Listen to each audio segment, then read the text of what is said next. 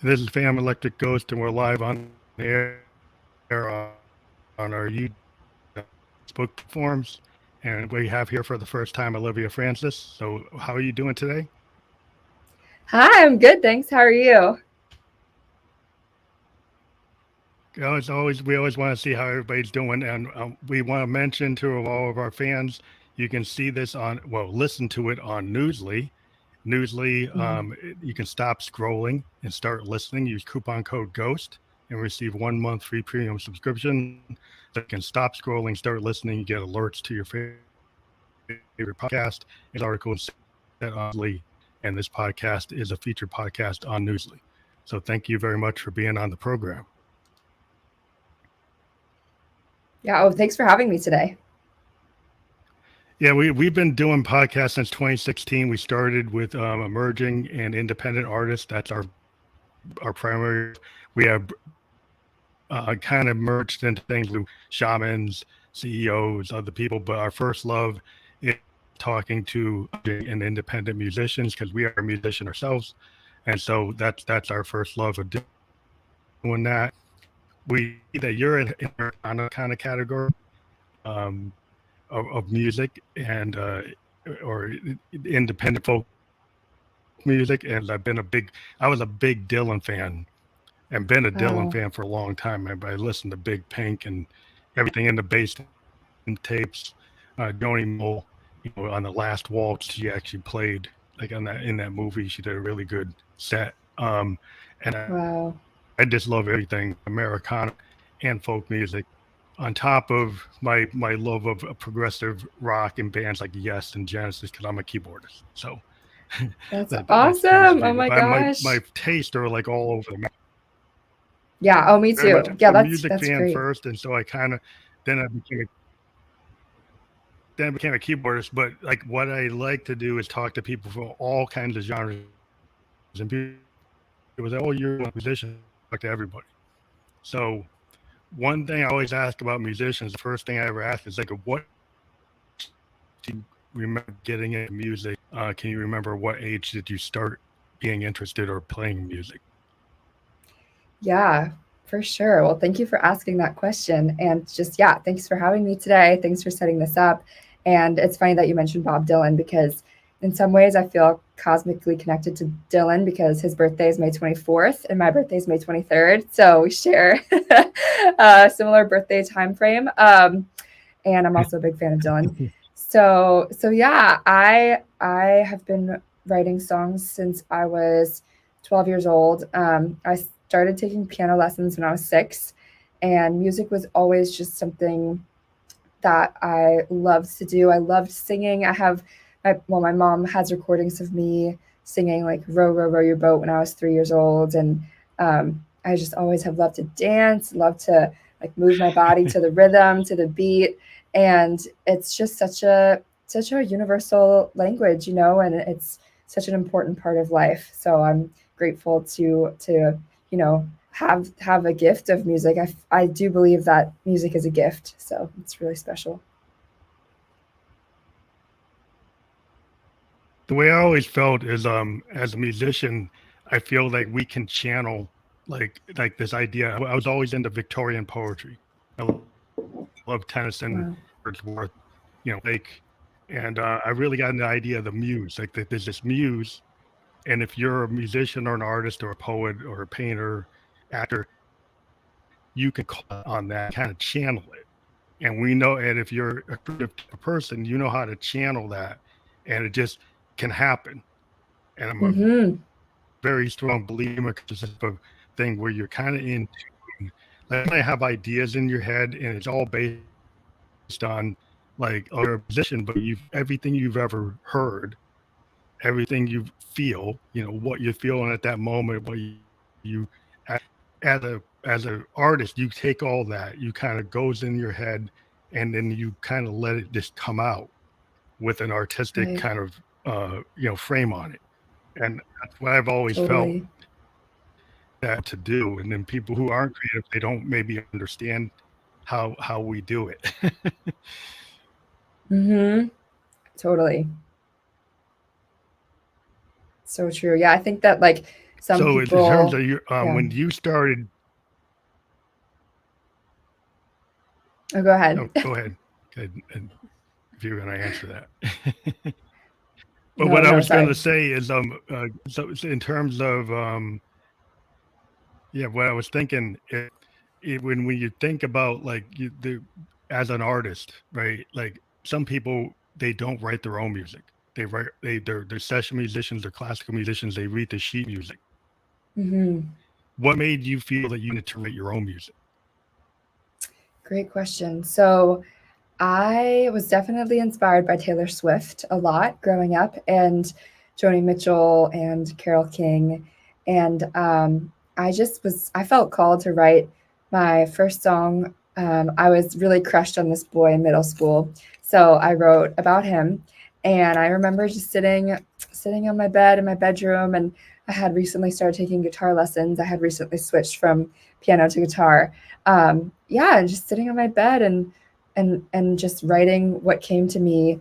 And I think that oftentimes it can be really special to write a song when you're in a certain like emotionally vulnerable place, or just if you're really having those feelings. I think it's good also to write music, like to practice writing, to write, like if I get into a room with other writers here in Nashville, like I might not be feeling a certain way, but being able to be malleable and be like, yeah, like today I could write a love song, I could write a breakup song, I could write a fun song, a silly song, etc. But especially when I was first starting off, like really feeling something and then being able to Mhm. write about it was what inspired me to do that.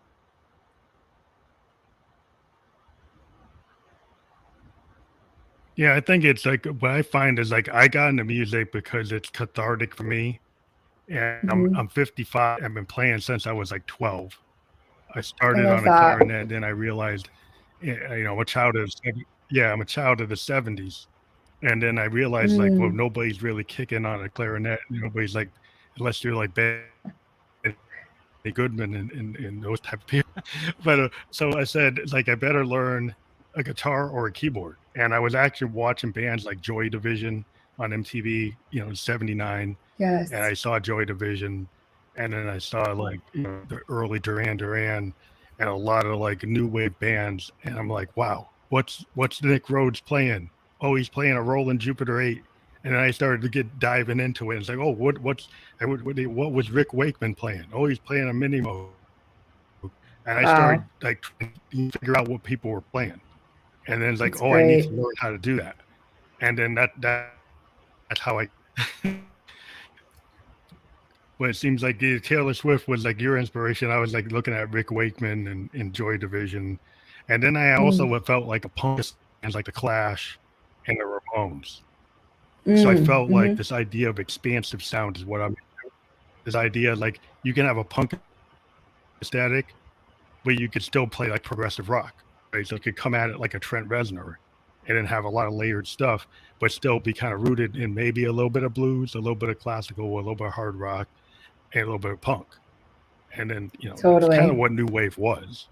It was a little bit of, and I'm still a believer in that kind of thing. But for me, like what I love about singer songwriters, and you notice like your heroes like Carole King and Joni Mitchell, is the fact that you come out of this idea of like not being in Timpani Alley, right? They actually write the song. So it's more Yes. like a great American novel. Like every singer songwriter, you can kind of dive into everything, and this is like that's like you disappointed in this Spotify playlist error that people Yeah. don't like really dive into your work as much as they want to playlist it on other people's work. Right. The whole landscape has changed so much over the years, and it's been wild to watch, and I'm sure it'll just continue to change. I mean, now there's TikTok. Who knows what the next platform will be? Hmm. Yeah, it just seems like the album. I grew up with the album. I grew up with vinyl. I grew up going listening to Dark Side of the Moon on vinyl. Or the Jimi Sure. Hendrix Experience, Electric Ladyland, listened to the whole thing. And now kids today, they don't want to listen to the whole thing. Unless they're vinyl Mm, head, and they got different kids listen to vinyl. So that's the opposite of what I just said. But the whole idea is in this kind of like single focused world. It's kind of like the '50s. to me, Mm, where interesting. they're a big thing. In the 50s, it was still single focused, and we're kind of back to that. Um, so, Mm. I know you have a brand new single, so maybe we can seg into your single and then the Labyrinth and talk about Labyrinth. Sure. Yeah. So I wrote Labyrinth with my friend, Jason Hunt. We wrote it up in Boston. At the time, I was in college attending Clark University in Worcester, Massachusetts. And I had had a very spiritual experience at a labyrinth in Chautauqua, New York, where my grandparents live. And I had walked a labyrinth before, but it had been a lot of years. And there's just something really grounding about walking, in circular motion and feeling really connected to the earth beneath us. And I majored in environmental studies in college and am just really a big fan of nature Mhm. and the beauty of the world around us. So a lot of my songs are inspired by nature. And that song, yeah, I'm really grateful that it's out in the world. I was able to go on tour this spring, summer, and fall promoting it, although it came out in July. And I actually am excited to share. I have another song coming out December 7th, so pretty soon, and it is my first original holiday song. It is called Harmonica for Hanukkah, and I wrote it with my friend Mike Astrakin. The both of us are Jewish songwriters here in Nashville, and we thought to ourselves, there's really not a That's lot of cool. Hanukkah songs, so we wanted to try, to write our own, and we did, and I'm super excited to release it, and I'll be sharing it with the world actually on the full moon on December 7th is the next full moon. So yeah, looking forward to that.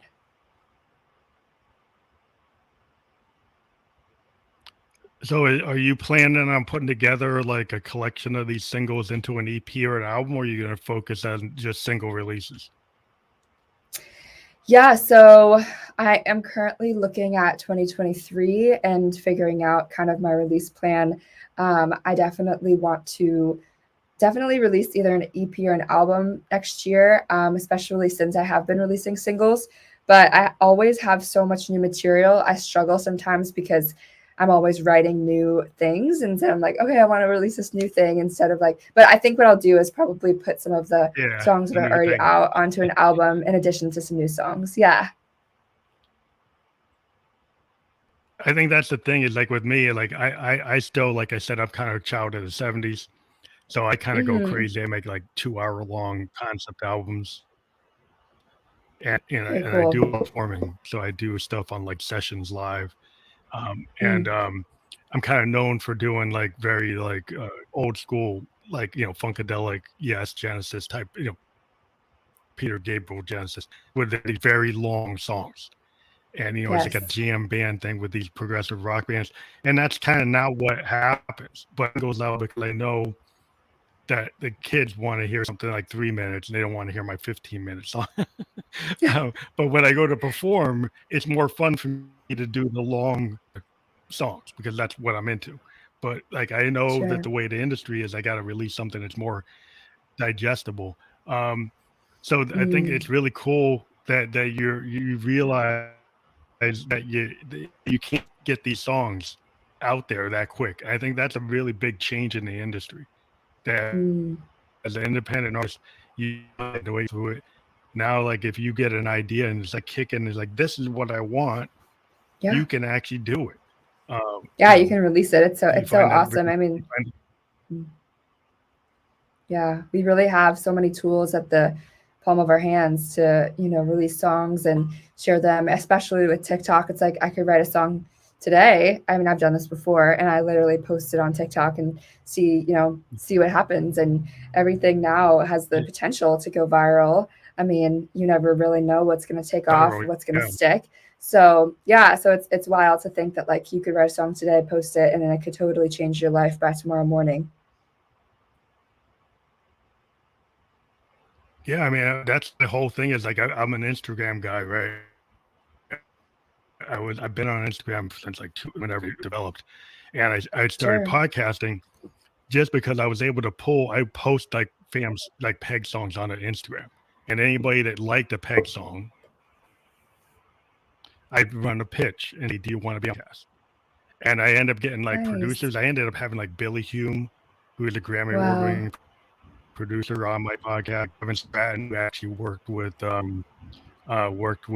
Toto and on Wow. the song Roseanne, worked with like Stevie Nicks. I got these Grammy award-winning producers to actually see my work, and then when I pitched Wow. them, they say yeah, and then I got them to come on, and I That's just so never cool. experienced. I just did the connection on social media with like being able Mm-hmm. to talk. Like I saw these artists from like South Africa, these two young ladies who are sisters, the Soap Girls, and I Mm. love them because they're like a punk aesthetic. They sound like the Runaways, and Wow. yeah, I talked to them, and I used to always just wait for people to talk to me, and I just said, "Hey, I want you to come on the show," and they came on the show, and I'm like, "Wow, I can actually get people I want to come on the show."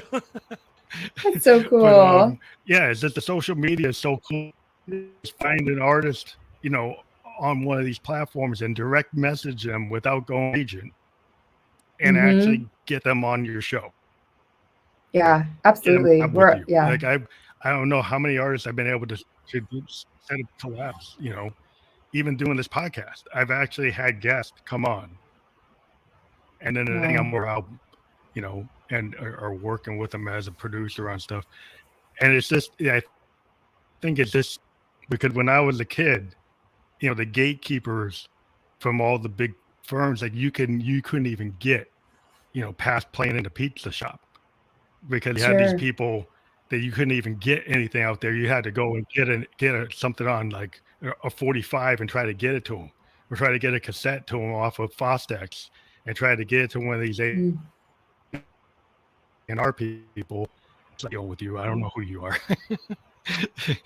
Wow. you know, Yeah, it's really flipped. so I think the world has shifted so much in favor of the independent artist, and you have a lot of responsibility. And one thing, how do you feel about like having to control everything? Where maybe you've got management that helps you, but yeah, a lot of what we do now, we can a lot of our own management, or at least make decisions that used to be kind of label control. Yeah, so I'm currently fully independent, so I'm not under management, although I would love to look for that and manifest that.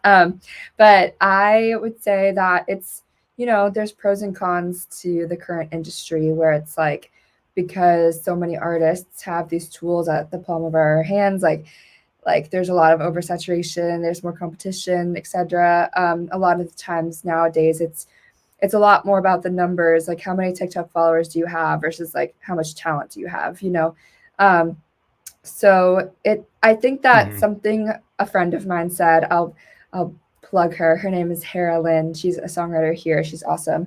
She was saying to me, she's like, like TikTok, a lot of artists don't love to post to TikTok because we feel like, okay, we already have to. I mean, for me, right? Like I write my own songs, so I'm a singer, songwriter, and artist and musician. Like all the things, right? So, and then with TikTok, it feels like I'm also a Mm-hmm. content creator. But she was like, a lot of the industry feels so out of our control, but TikTok is so in our control in the sense of like I can decide, I can make an active choice whether to post once a day to TikTok, once a month, every other week, like whatever. I try to post every day. I really try as best I can to post every single day. Um, and I know that some TikTok marketers will say you have to post 3 times a day. I'm not there. I am not. I don't know if I'd really be able to do that with my job and touring Yeah, and yeah, everything else on my yeah. I'm plate. not there either. I know it's a lot. It's just a lot, basically. So I think that as artists, we have to give ourselves some grace and just know that like we are creating music, which is a beautiful thing, and we're like hopefully like the music is a positive force in the world if we have like if we have positive songs with positive message or relatable message, like that is so huge. And so uh sometimes I forget, like living in Nashville, it's like one time I was in Florida and this woman's like, you sing? Like that's crazy. Like I wish I could sing. And I sometimes have to take a step back being like, yeah, like that is really cool that I sing, like it's easy to get wrapped up in the TikTok world and the Yeah, numbers and being a all the creator. things I have to do. Mm-hmm. Yeah. But yeah, I think it's the whole thing about being a good person. There's so many people that don't know how to create, right? And we kind of take it for granted that we can do it, and then we get focused on trying to get the numbers. And I Yeah. was talking to somebody that was like, like a what is it, a crypto person, right? So they're like a numbers person. So they saw my numbers. They said, "Well, you're not hitting it. Like you're only like 115,000. Like you need to be like at a millions. Like why are you even doing it?" And I'm like, first of all, like the measurement, that's not a problem because he's more of a financial person. So they just look at the Mm-hmm. raw numbers and say, well, unless you're hitting like a million or 2 million, what's the point? And my whole point with him was, from doing this, I have a podcast. From doing this, I'm working on a video game soundtrack. From this, I'm working on an album with a lady in Wow. Japan. And working on Wow. with an American R&B producer. So even though I might not have the biggest fan base, I get Mm-hmm. people who want to work with me, and then I get other things that you wouldn't see from my numbers, right? So you don't Totally. necessarily get the whole picture of an artist just from numbers. You could No. be doing sync licensing, you could be doing collaborations, you could be doing production work, you could be touring. So the numbers game, people have to be kind of mindful of that and don't get totally caught up in that, because you can Mm-hmm. actually still be successful, but maybe on numbers wouldn't look like you are, but Yeah, yeah. So 100%. there's always hope. There is. So one of the things I'm really honors, because I think that you can tell, like I said, it's like an American novel. And some of the people you mentioned, like one of the bands I really love is, and maybe people are having like a kind of refresh of them, is the Carpenters. You mentioned Carpenters and Kacey. I hear Karen Carpenter. And I'm a child of the '70s, so I heard that stuff as it came out. I heard Close to it came out, right? I heard those albums, Mm. like, and I'm Wow. like, there's something about her voice that it just embodied like a melancholy and this like a delicate nature to it. It's so unbelievable that I'm always looking for people who can channel that. And so many Mm. people are into like today, maybe like beat focused things and the TikTok crowd. And I'm like that's like art. It's real, to me. I mean, I guess as a songwriter, you must understand what I'm trying to get at, right? Mm-hmm. I do. Yeah. It's art in different forms. Yeah. So, I mean, yeah, it's just the passion of her voice, is this Mm. gold. That's gold in itself.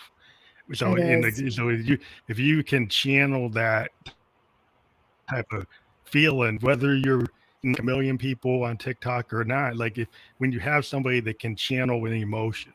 And what I like about, Yeah. I think, like it's very cathartic when you're a singer songwriter, you can take the most painful thing or the happiest thing or whatever, and you make a story about it. So maybe that Yes. your saddest moments make your best music, or your happiest moments, or is it in between? Um, I think it's a little in between. Yeah. I think just in general, like being, I mean, as a songwriter, you have to be a certain level of like vulnerable and emotional to share your story, to share someone else's story, like to put what you're feeling into words is not easy. And so I think that whether it be your happiest or your saddest moments, or your most confused moments, or your lost moments, or your moments where you're feeling so successful, like on top of the world, which of course, being in the music industry is very much also like a roller coaster where some days you wake up and you're like, wow, I just got this great Yeah. news. I have a great gig coming up in 2 weeks. I'm so excited for. And then other times you're like, what am I doing? This industry is so hard. I don't know like what's going to be unfolding for me. And there can just be a lot of questions. So whatever emotion you're feeling, being able to put that into a song is really, really great and important. Yeah, I think that's the thing that we channel ever since, we got into the singer-songwriter phase of the industry. And I go back to like Mm. the Dylans and the fact that, the Beatles, went from being Mm. like probably the first boy band to became they actually went and did serious level songwriting. There's like album oriented songwriting. And the Yes. concept that things fit together, like Sergeant Pepper, Rubber Soul, and Abbey Road, they fit Amazing. together. Albums. They always go back to like the Beatles. They'll go to a band like a Pink Floyd. They'll go and look Mm-hmm. at the people who did that work and actually say the Carol Kings of the world. Yeah. That's when you look at like you look at Dylan, like Highway 51, and be like, oh my gosh, or Blonde on Blonde. As a kid, I listened to Blonde on Blonde. I'm like, that's it. I just said Mm, his voice is so this, and I'm like, his voice is perfect for the yeah. song. And this is kind of where people understand his voice, but I think it's beautiful for his work. And I think Dylan's Yes. voice works with his work. And so sometimes I you have a agree. voice like a Lou Reed or Dylan or a Hendrix. It works for their work. It may not work for every other song, and they can't sing other people's Hmm. songs, but they sing. So when you Yes. found your voice, how did that make you feel when you felt you could put on record? How did that make you feel when you actually got it to be the way you wanted it? Yeah. So it's interesting. I feel like part of me feels like I'm always finding my voice. Like it's not really a process where you're like, I found my voice, check, you know. Um, but I think that it happened over time. I mean, I first started coming to Nashville when I was 13, and my mom would come down with me, and we'd go into the studio, and I was just so amazed by just the whole process where session musicians would come and they'd, excuse me, hear my song once, and they would go and record it. They knew what key it was in. They had a Nashville number, chord chart. And I think it's Yeah, interesting now being able to have had different experiences within the studio, like finding your voice. Like not only does it kind of include also like the particular like mic you're using too, I feel like, but it also includes like, your story, and yeah, yeah, it includes like yeah, your yeah. vocals get more developed over time too. So I feel like there's a lot of different factors at play when it comes to finding your voice. Yeah. Do you find like I found that I'm a big fan of like potentially like theater or a stagecraft, right? So one person I Mm, always look at, and you could even say this about Dylan, because when Dylan came out, he was mhm, channeling Arlo Guthrie and Woody, and then he came up with his nasal sound that's famous for all his thing. He actually had created his own version of it that was uniquely Dylan. It wasn't Arlo, it wasn't Woody anymore. It was him. And then he mm, actually did variations of that because you can listen to Nashville Skyline, and Nashville Skyline, he doesn't do that nasal thing. He actually tries to sing like interesting. in the most perfect way you probably ever put down, right? It's totally you never hear him Mm, sound like that again. And then he has, wow. what he sounds like with the band in Big Pink and what you hear with them, on the basement tapes, it is a different voice. He has a tendency to actually change that voice over time. I Mm, noticed it, to me, it's like, if you get it like a Bowie wow. decided. People asked him, was like theater was a big thing to him. So he said, "I'm going to create Ziggy. I'm going to create the Thin White Duke. I'm going to create Aladdin Sane." Every character, every album had a character and had a different type of vocals coming from him. He would have, if you listen to Ziggy, it's kind of higher pitched. It's kind of like space alien because it is. That's what he tries. Mm, Exactly what he does when you do like Young American with I'll have to go he's back and singing with Luther listen. Vandross, and Mm, so yeah, so his voice changes and it changes like per project.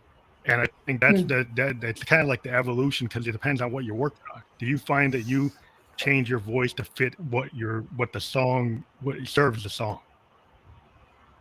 Yeah, absolutely. Yeah, yeah, I do. And I think that at one point it made me a little insecure because I feel like there are some singers who sound like exactly the same no matter what they're singing.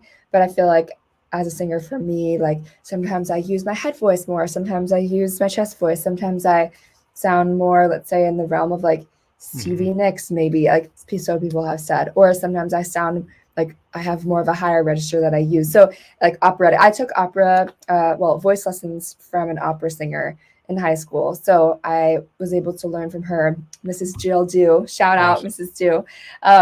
Proper technique and all of that. But for me, I think it is important, depending on the song, to kind of adjust and make sure that you're giving the song like you're singing the song in the best light it can possibly be sung in. Yeah, because I mean, a lot of what I did when I first got, I was just a keyboardist for many years. I didn't have a voice. Only in 16 did I Mm, start singing. And what I started to okay. do was I had a love of, this kind of stagecraft. And so I got into like listening to, I don't know if you know Prince, he created this female vocal. And then like Mm, George Clinton created certain O's. So they did these things with like vocoders and synthesizers and different things. So I said, well, why? Because I like all this progressive rock stuff and this funk stuff. I'm going to come out and create yeah. characters. So my first Yes. vocal was this character I created called Josephine Electric. And it wasn't me. It was like me going through a VT3 voice transformer and to soprano. And Oh, then the early Phantom wow. Electric Ghost albums are me playing a character. And then I also, because I have this transformer, it can change. It's not just like doing auto tune, it actually changes the pitch, and my voice pitches it up or down, changes the format. And so I can actually become characters, like somebody Wow. who's doing voiceovers for a cartoon or something. It's like I'm Oh, at wow. it like a voice actor, and I idea of like becoming Josephine Electric or being Phantom Electric, and that's been my pitch as an artist, and I can actually do it in real time. Wow. I can do my female vocal in real time at a performance. It's not something I just do in the studio, and so that became my kind of Mm, niche. Is that's what the Ghost is? It's a made up band of Ghost and having a male or female, and come on stage in a Phantom mm, mask, you can't tell if I'm male or female. That's my whole idea was to come at it from like the way Bowie did and Prince did and Funkadelic did, to come at it from a view, which mhm. is a different, I just a merging of different things I liked and how I came at it. Totally. But yeah, it's just, and each song comes from a different place. Sometimes I'm Josephine, sometimes I'm Phantom, sometimes I'm somebody else. It just really depends Very cool. on what that song it needs. The song a female is singing or male or a combination of everybody. You have the whole band sing. Yes. But I love yeah, so it. you never know what it's going to be. It's going to be whatever it's going to be. Totally. Wow. But that you have the different voices from you having the classes, of actually having the training that Mhm. you just described how you could actually do different types of voices coming from your diaphragm or not coming from your diaphragm, or doing different vocal coach techniques of knowing how to Yes, actually make, because your voice is an instrument, right? Like it's probably just as exactly. important an instrument as your guitar or your piano, right? Maybe you can talk about that Yes. when you're putting down your vocals. How much of that, I Sure. mean, do you really, I mean, as a singer songwriter, I believe everybody looks at it that way, but maybe you can talk about that. Sure. Yeah. So speaking of my voice as an instrument, I actually have to go into the studio after this. So perhaps we could wrap up in a little bit. But yeah, I would say that, I mean, my voice is a muscle. My voice is, I have to work Yeah. it. I have to warm up my voice. I warm up before my shows. I try to warm up even when I'm not on the road. Like, because I can definitely tell, like, I'm currently a little bit, I'm getting over a cold. So my voice, even right now, isn't like at tip top shape, but we're going in to do some mixing. So alas, but anyway, yeah, I would say that it's interesting how you really can use your voice in so many ways. And then when it comes to vocal effects too, you can stack the vocals, you can make your voice sound like a whale. You can do so many cool things in like Logic and Pro Tools and GarageBand. So I think it's super fun to Yeah. experiment with all that.